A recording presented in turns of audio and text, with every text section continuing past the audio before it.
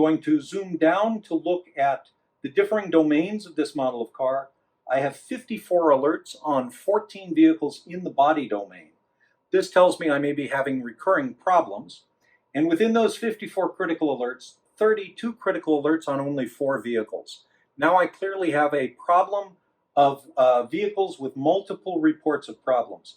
Now I've zoomed all the way down to look at the VIN numbers of these vehicles, and I have 29 critical alerts on one vehicle. So I would like to take a look at that vehicle and open up the Diagnostics menu to the body domain of the vehicle. I'm looking at the body controller for the front of the vehicle, and we're opening up the hardware. So we're looking now at the data on one device in one vehicle. We've zoomed all the way down from a fleet of more than 3 million vehicles to one device in one vehicle. We're looking at protocol errors to see if there are any difficulties with the communications with this device. We see none. We can see the current voltage in this device.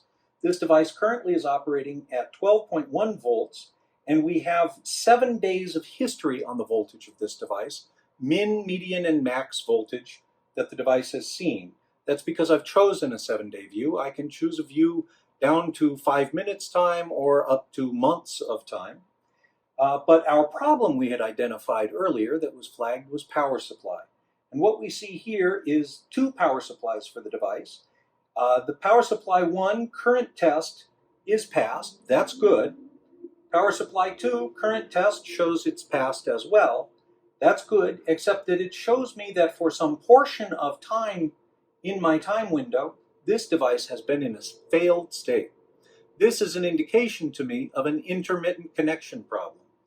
And it happens to be on my board that I have an intermittent connection of power supply 2 to my Hella body control module.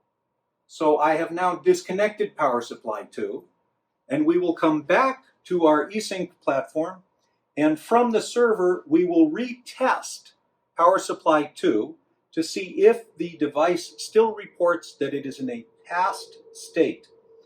So power supply 1 at 3:48 p.m. reported good. Power supply 2 at 3:51 p.m. reports a failure. And that's because we're able to pull real-time information out of these devices, not just error codes, but current operating information.